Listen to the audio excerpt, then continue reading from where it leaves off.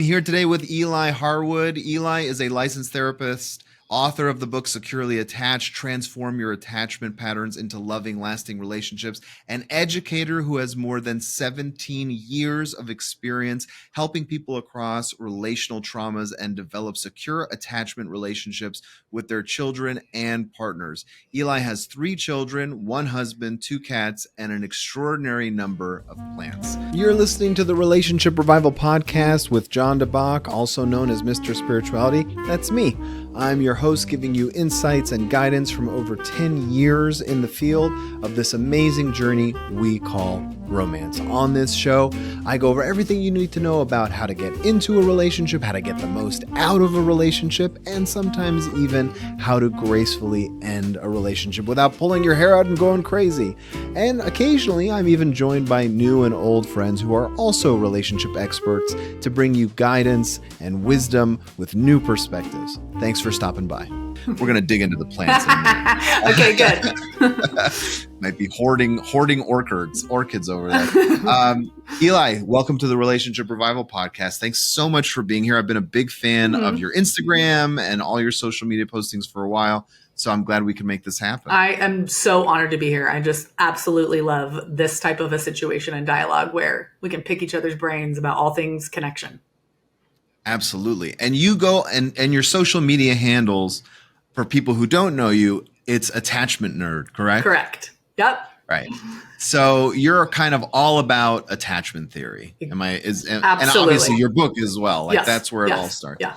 It's great to have you on. So I was telling you kind of in the pre-interview that I use 3 models. So for me, it's the John Bobley work on attachment theory, sometimes a little bit of the EFT stuff, and then Gottman and Imago. But for me, attachment theory, I use it as a diagnostic tool. So this is like the pitch that I give my clients. And I'm like, selfishly, the reason I've had you on is like, I'm curious to see how you use it for the healing process. Love it. Because what I tell my clients all the time is like, look, all the research, all the stuff, they're all great at pointing out the problems. Finding the solutions is always the harder part in therapy and coaching and any aspect.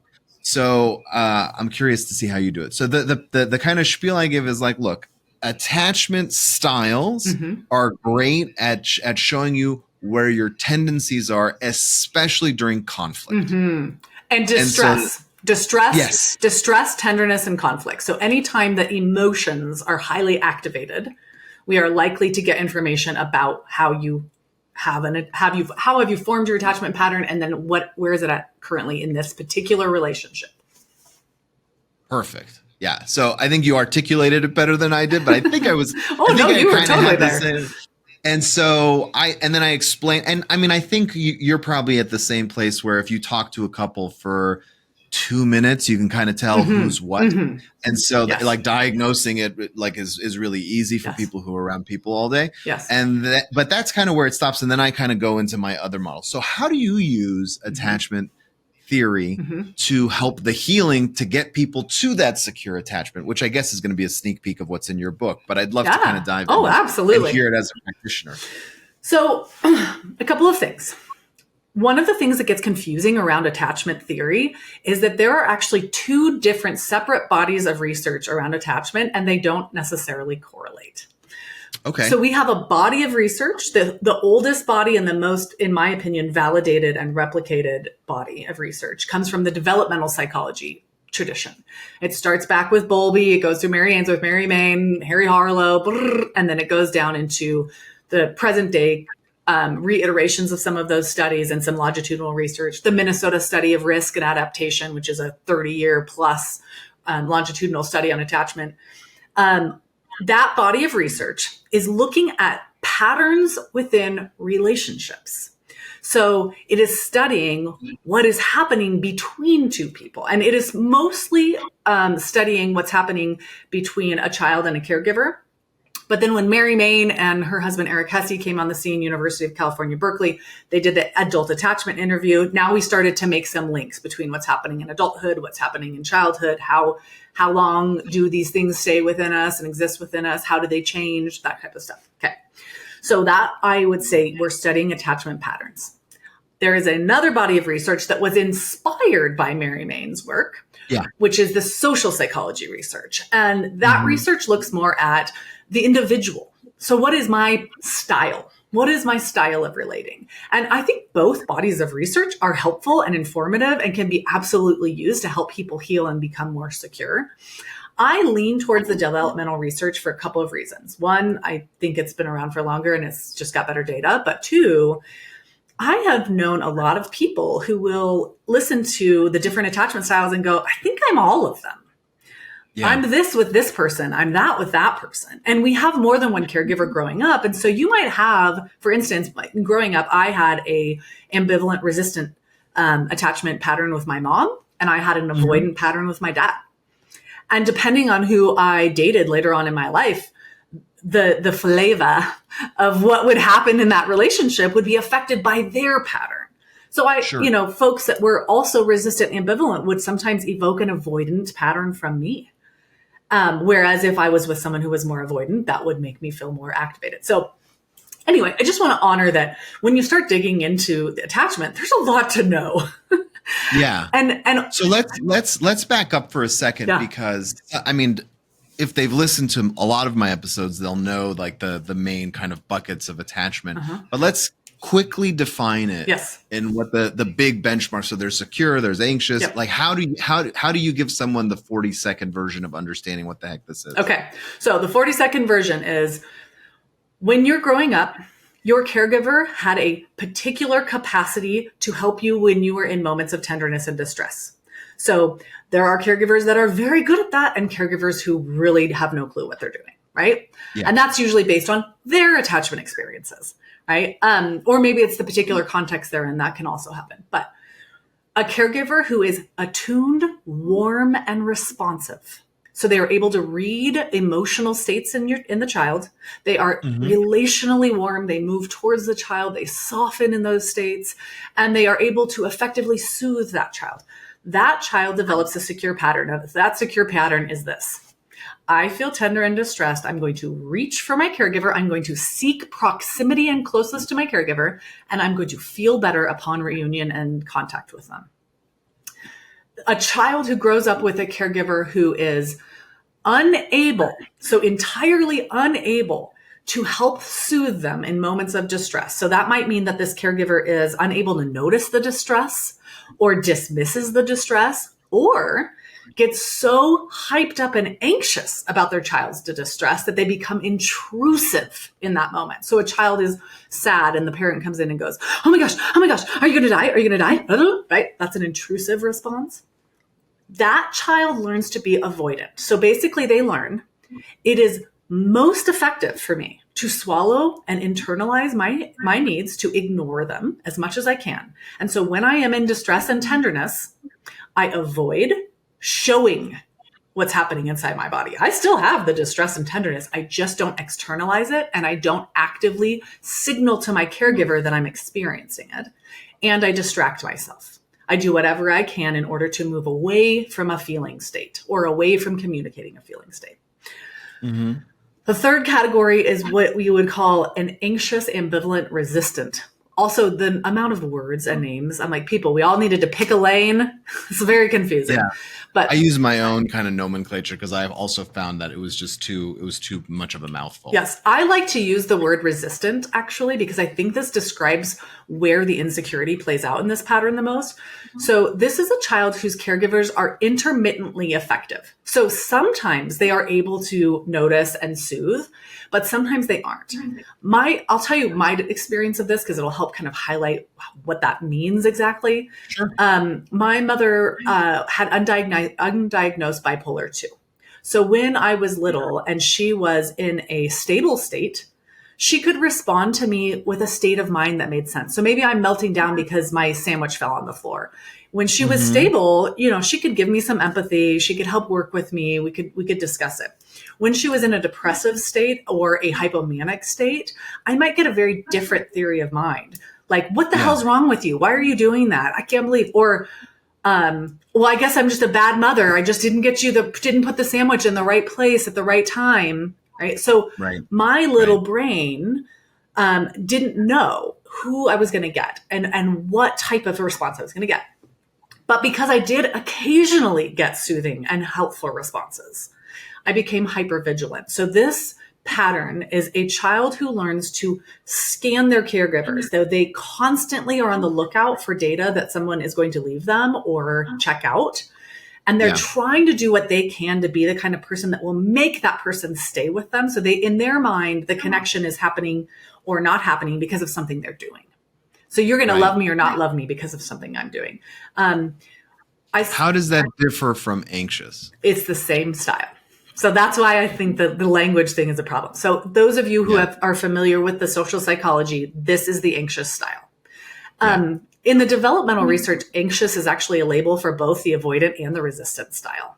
Because which gets even more confusing, right? So anyway, but so this would be the anxious style. So what's so interesting about what you said is, the way in my head, the way I kind of picture it is there's secure at the top, and then it goes down like a fork, right, to anxious versus avoidant.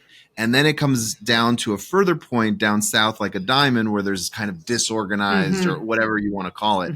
And there's so few people who are truly that. That I tell people, and this is what made it funny to hear that story, is like it can feel like your partner's bipolar, right? And it's like here you are saying that's exactly what my mother was, and it does. The oscillation between those two big swings is incredibly confusing. Yes. Well, and okay, so let me give you those two little keywords too. So the two little keywords on this style. So we let's review. The secure is reach and receive. The avoidant is avoid and distract. The resistant is reach and protest. So, and I also like to say reject sometimes because it's like you're swatting away. So this pattern is I'm going to constantly look for proximity and reassurance, but I'm never actually going to soothe. I don't know how to let in a reassurance from a partner or a caregiver because I can't trust that it's going to stick around and it's going to stay. Yeah, there's that fear that it's just temporary and you're always chasing it. Yeah. In couples therapy, the classic moment is like I've been working with a couple. I've gotten a more avoidant person to finally say the thing or do the thing that the resistant person has been asking for. And then so they say like, I really do adore you or whatever the thing is. And then the resistant person goes, well, you're only saying that because I told you to. Yeah. They know how to say, I want, I need. Whereas the avoidant person doesn't know how to do that or even recognize the needs.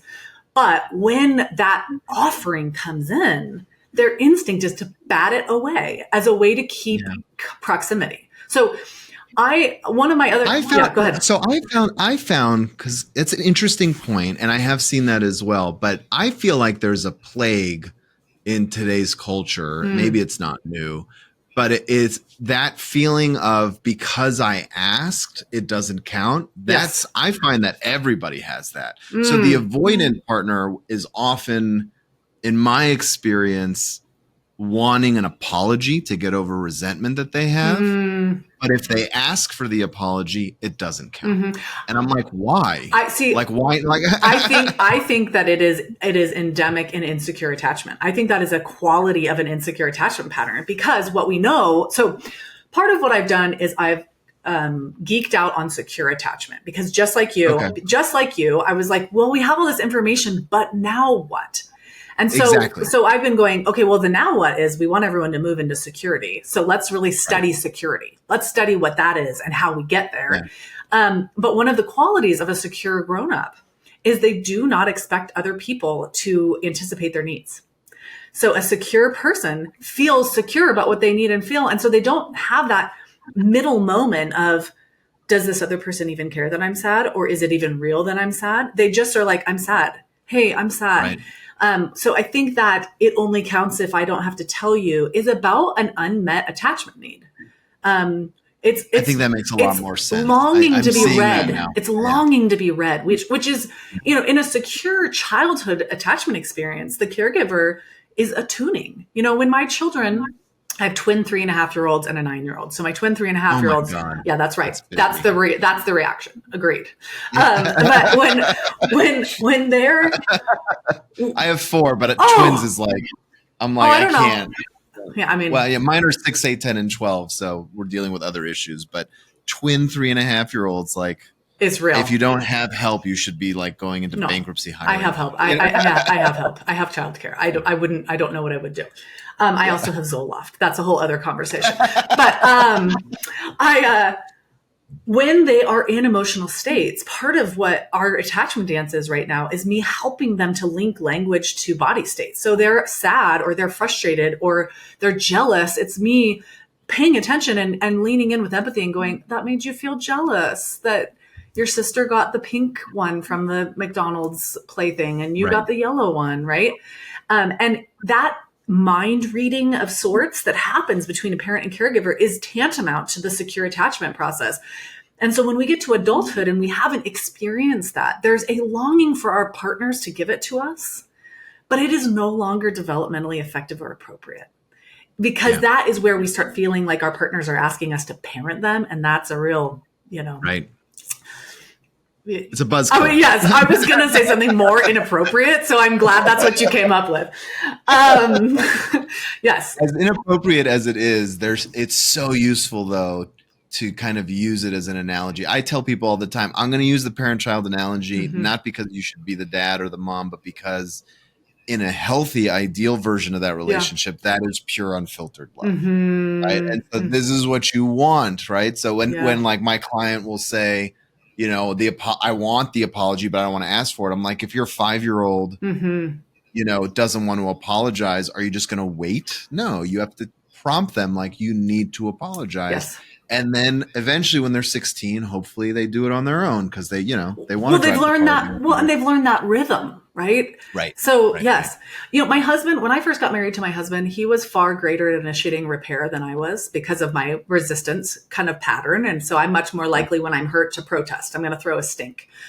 And he, even in his avoidance, this was a very secure characteristic of his family. So his family was very much avoidant in general, but there were areas of security. And I think that's something I want everyone else to know as well. And with your own family of origin, there might be areas of avoidance, areas of preoccupation, areas of security. Anyway, in his family system, initiating repair was an area that they really did well and do well.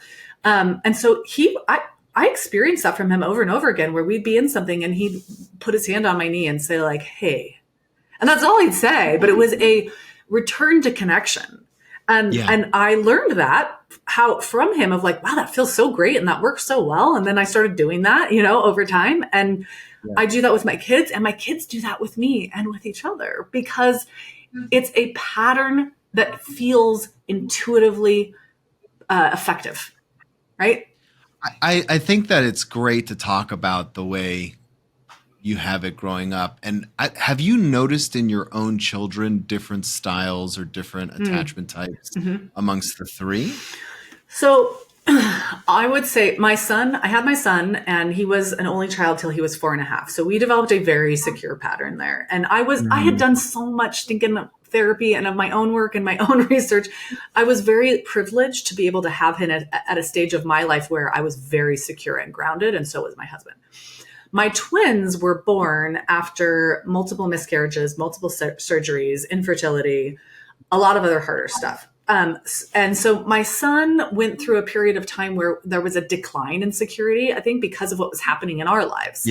And then I had twins at essentially the near height of the pandemic. And my very extroverted child lost his school community and he lost his experience as an only child. Now there were 2 babies. One of my babies had a heart defect and was very colicky. So I'm setting this stage.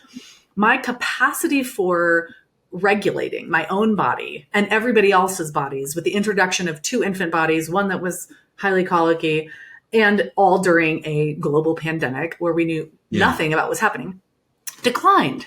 So the relational security in my home declined for a period of time. And so I think during that period of time, I watched my son increase in some of his ambivalence because there was some more like mom's available not now because the baby or what's happening or she's cranky or she's all of a sudden expecting me to act like a 12-year-old when I'm 4 because she really wishes I was 12 because having 2 babies is insane. But at some juncture about a year in, I recognized like, oh, I've lost that warmth with him in those tender moments. I'm annoyed with him when he's tender because I'm so maxed. That's when Zoloft came onto the scene. That really helped me. But it just kind of raised my capacity back to a place I'd been previously. But Sure. I also consciously turned that boat around with him. And so I shifted into a space with him where I was far more attentive, attuned, and warmed, and he returned to a secure pattern. Likewise, I have twins. And when you have twins, you have two babies at the same effing time. Let's just keep talking about that.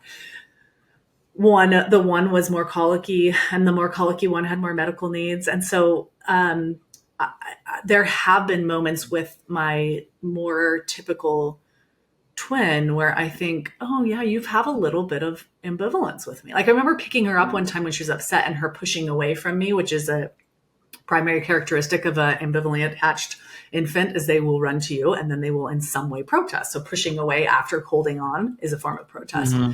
And I thought, oh, we've got some ambivalence here because so often I'm occupied with her sister and I can't be there for her. And she is experiencing that. But we've repaired that over time. So at this juncture, all three of them, I think, have very secure patterns. But there have been moments of ambivalent or resistant patterning as a result of circumstances.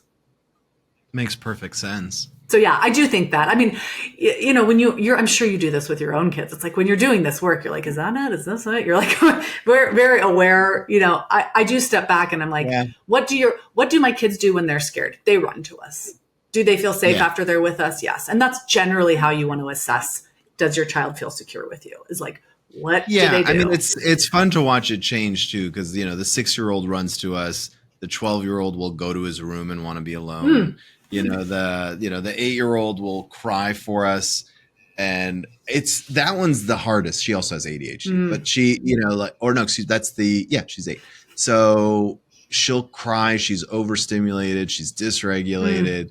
And it could be the simplest thing. And then I'll go in to the room or wherever and I'll try and help, but she'll push me away violently. But if I leave the room, she's angry. So I've had to learn, like, do you want me to just sit here till you feel better? Yes. And she'll, through her tears, nod her head. Yes. And I say, okay. And I'll just sit there and eventually she'll crawl back slowly. Okay. So. I want to bust a myth about this though, because I think this gets really confusing. So when we're talking about attachment and this instinct or this drive to soothe, to co-regulate with a caregiver or a partner, we're talking specifically about tenderness and distress. And tenderness and distress are not the same as frustration or as overstimulation. Those are different states. Are they still dysregulated states? Yes. But they aren't necessarily states that will activate our attachment system. So if you tell your child, no, you cannot have that ice cream, we're going to eat dinner first, and they lose their mind, they're actually not in a distressing, tender moment. They're pissed. And they might be neurochemically flooded, but it's not going to activate their attachment system because they actually still feel safe. So what gets confusing for me as the parent sometimes is I have that outlook like this has nothing to do with our relationship. She's just pissed. That's essentially what you're saying. Yeah. And then I turn around to let her kind of self-soothe. And then I hear, you don't love me. And I go, oh, wait a second. Right. Oh, something's wrong here. Well, that's a very childlike version of now I need you. Now I do need you, you know? Right. And I would say, I mean, what you did when you talk about going into the room, it's beautiful. I call it giving space, staying close. Giving space, staying close. So it's like, I'm going to... You are dysregulated at such a level that you're actually disoriented. You like are pushing away. I'm here to help you, but your body is like not able to receive that in this very moment. You might be super tired, super hungry, overstimulated, understimulated, whatever. Or just a normal Jewish kid and or hormonal. I mean, hormones.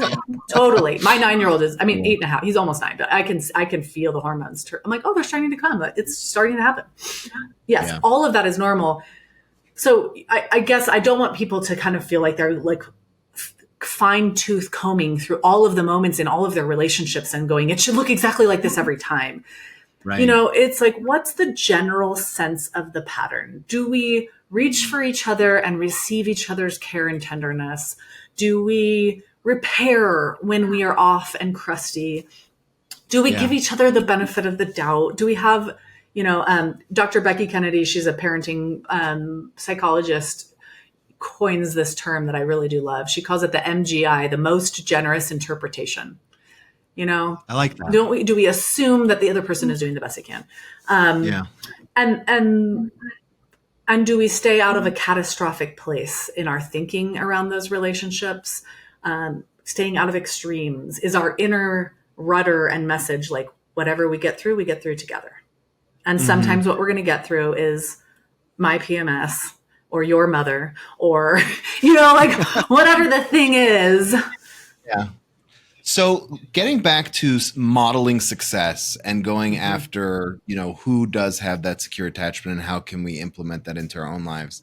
I'd love to hear more. So I'll give you a brief story that you triggered in my memory about something that happened when I was probably, it's hard to nail it down. I would say probably a late teens, early 20s. Okay. So I'm also one of four. And whenever I had like a broken moment with my own mother, who was kind of the more hands-on parent, my dad was like the mythic figure father, which is, great now, like we've kind of passed it. But with my mom, it was always like, you got to make sure mom's happy. So when we pissed her off or disappointed her, that repair attempt for me was always like, what can I do to make this better? And for probably, 18 to 20 years, it was like a toil. Like, okay, I got to make sure I get an A on the next test and then I'll show it to her and whatever it is. Meanwhile, here comes my younger brother and he like kind of says, how do you make up with mom? And I was like, that's a good question. I don't know. And I'm trying to navigate it. And so I tell him all these things and he has this blank stare on his face. He's like, I don't do any of that. And I'm like, what do you mean? He's like, when she's mad at me, I usually wait a half hour and then I'll go up to her and I'll whisper in her ear, I'm sorry, I love you. And the whisper always works. And I'm like, God damn it. Why did you so much less effort? I was like 12 years. I was like, yes. And you know what? It works. And he always had that special relationship with her because he knew how to fix it so easily. And it was like, we should be sharing this with each other. Why are we not like sibling intel? Yes. Yeah. Totally. I think that's so interesting. So in both scenarios, in him waiting and whispering and in you performing, it was child-led repair, which is still tantamount to an insecure pattern, right? Yeah. And it was also known as Jewish mother guilt. Right. Well, I mean, think about the amount of trauma. I mean, we do not have time to address the entire sphere of topic around this right now, but the amount of trauma is, I can't even find a word that's big enough. Enormous, right? And so I don't know. Anytime someone says that something insecure is cultural, I'm thinking, well, yeah, what's happened to that culture? What is it that has happened to that culture that makes that cultural, right? Anyway, your different responses were a product of multiple different things. Your birth. I mean, I'm not a big birth order person. Like people get really into it. However, it's a dynamic. So, my girls were born into a world where my son existed already. And so that is a different world than my son was born into, period.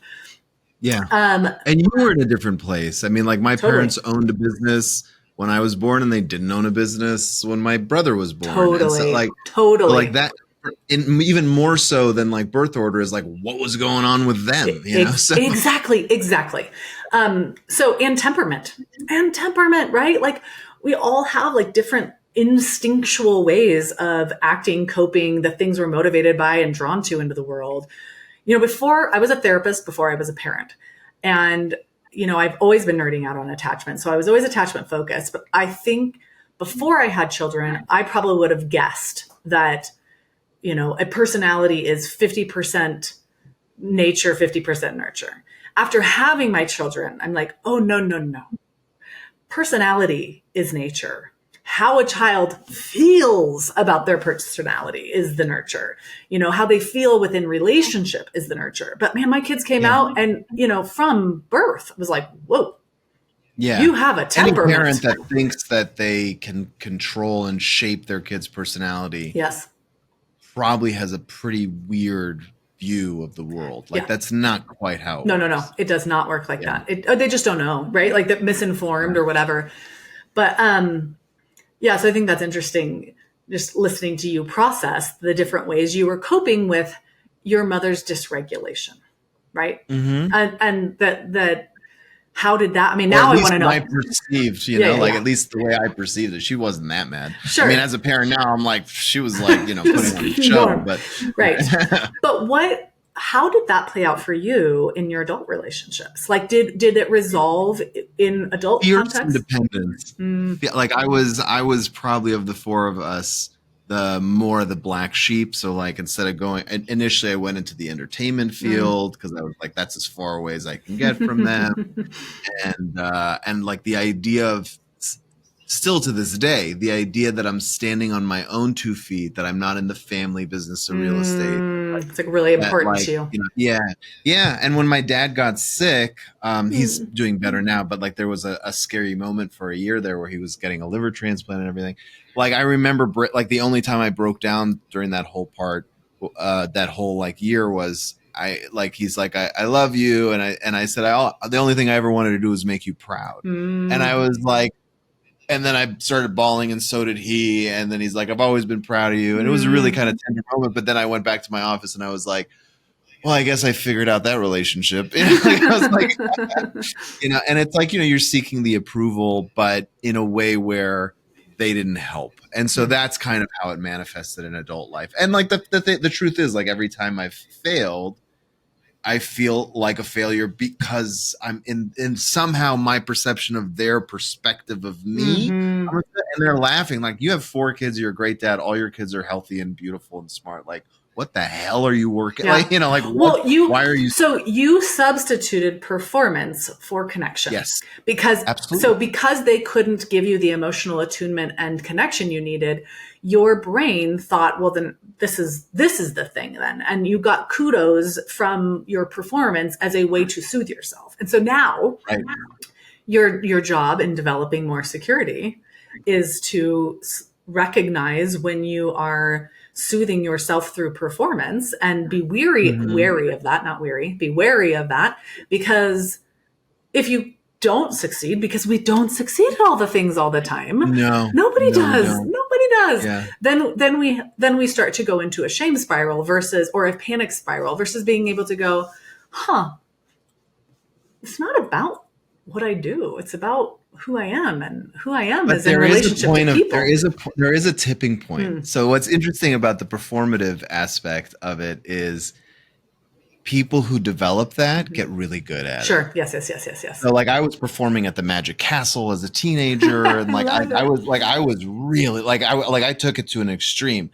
So now it's like if there's a speech to give at a family function or something, like get John, or like if people want to laugh, it's like get John. So like at a certain point, it's like you get so good at the performative aspect that people start relying on, and you're like, okay, I guess that's a part of my responsibility now. Well, I would say is give yourself permission to determine whether or not it brings you joy. Because I mean, I am very similar. I was absolutely the performative kid in that same way.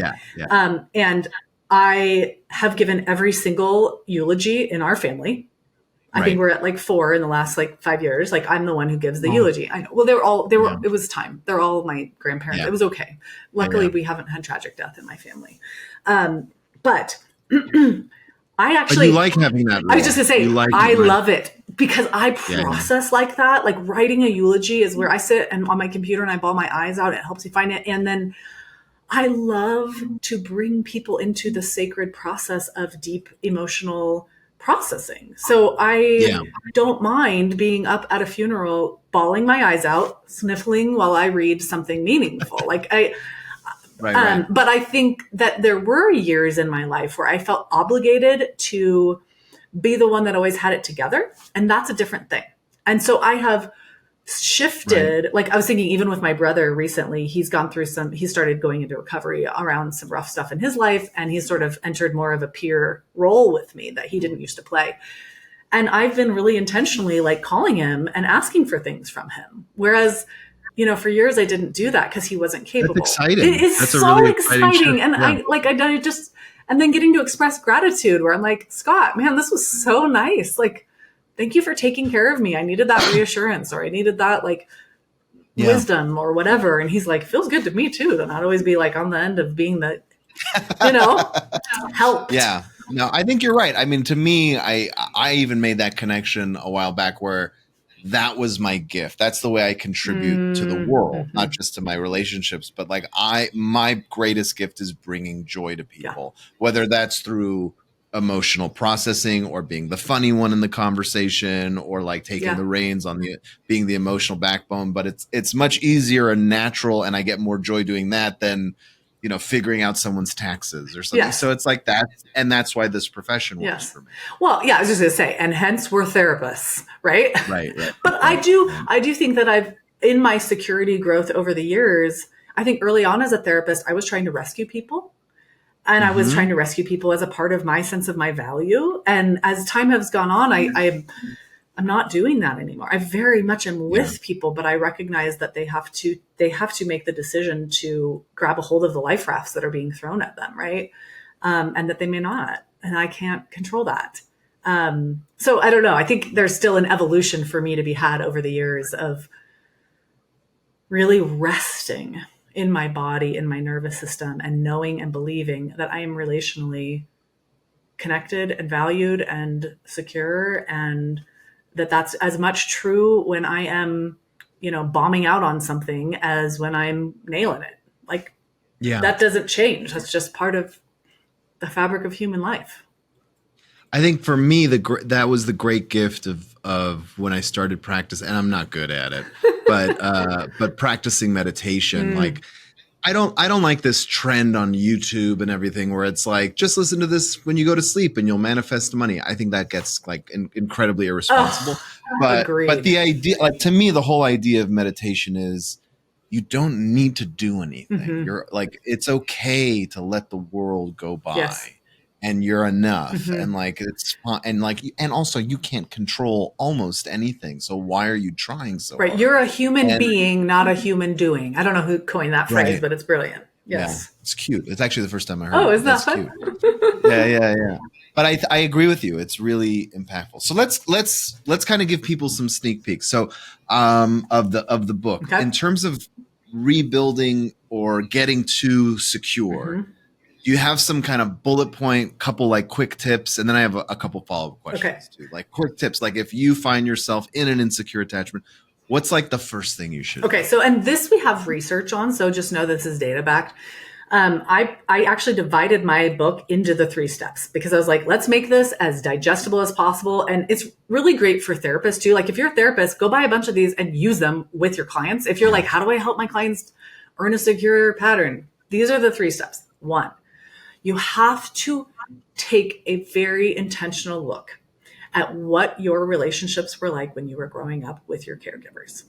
Because if we don't ever look at it and we avoid it, it stays active as a present feeling in our bodies. So the initial step is to consider, what was affection like in my family? These are some of the prompts that are in the workbook. What was affection like? Was there affectionate touch? If there was, did it feel natural or did it feel forced?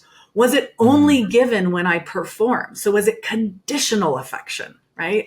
What were the responses in my family to various emotions? Were there forbidden emotions? Were we allowed to be sad but not mad, or mad but not sad, or scared but not ashamed? What were the emotions that were received and understood and nurtured and cared for, and what were the ones that weren't? What were my sibling relationships like, and how did those affect how I felt within my family system? Was there a sibling that was more favored or less favored? Was there a sibling that really struggled and took up all of the space? And so there was none left for me. What were the cultural implications in my family? What? These are all great. I mean, it sounds like there's this whole, plethora of things you can dive into. I don't want to get into all of it, but I think that's step the key 1. Of being self-aware. Yeah. So step 1 is what happened to you, right? In your attachment relationships. Step 2 is How did you form a way of coping with those experiences that then you've played out now in your adult relationships? And then we want to Right. then we have to process some of that, right? Because attachment is not set in stone. It's not a genetic issue. It's not a Yeah. disorder, and it shifts according to what's Yeah. happening in our lives. So I have known Just telling people that is so comforting. Like when people say, "Am I stuck as anxious?" I'm like, no. It's not like being right-handed. Like we could switch it. Like totally. like it's okay. Yes, Yeah. absolutely. I always say that we all kind of tend to have like a default setting, and our default setting Yes. is probably about the pattern we had with our closest caregiver. So for most of us, that's our mother. That's not true for everybody, but for most people. That default setting will always on some level exist in your nervous system. Sure. But your pattern in response to it can get to a place where I mean, I actually do not feel that anymore in my nervous system. It is extremely rare. I'd say like every 3 years, something activates in a relationship of mine where I feel that sense of preoccupation, but mostly it doesn't anymore. So you can get to that place where your default setting is dormant as opposed to active. Yeah, so it's gonna be healed. So your step one, you're looking at all that stuff. Step two, you're thinking through your adult relationships. You may have had an insecure beginning, but had some really healing, curative relationships in your life. And those could be with therapists or friends or partners. So you may have learned some security as you left your family of origin, or vice versa. You may have had a really secure family of origin experience, but then you ended up in a really terribly abusive marriage. And it fucked on your security, right? Yeah. And so the second section is what has happened to me as an adult, and what have I formed as my primary way of coping now? And so you're recognizing those patterns then at that point. And so there's a lot of questions in this section that kind of relate to that. What has conflict been like in your relationships? Right. So you're kind of playing detective with your own patterns and kind of saying like, oh, that's why I do that. Yep. And then I guess the third step is probably fixing those patterns then. Yeah. Right? So the third section is what now? Where are you headed? And I break down the qualities of a secure relator. So being emotionally trustworthy is a part of security, is that you show up for people when there's emotions and you are kind and compassionate and gentle. Being emotionally trusting is another category, is that we have to allow our partners to feel trusted by us as well, or our friends or whoever. Anyway, so there's, I don't even know how many, like 12 qualities in the last section. That's basically like, so here's how you do it and here's what it looks like. And that section will also help you if you are someone who isn't currently in a relationship to really consider what security looks like in somebody else, so that you're keeping your eyes peeled for that. And I do some discussion around the difference between conflict and abuse, because I think a lot of people get very confused about those two things, and either fear conflict because they don't know that conflict is a healthy part of a relationship, or they accept abuse because they don't realize that abuse is an unhealthy experience and it's not conflict.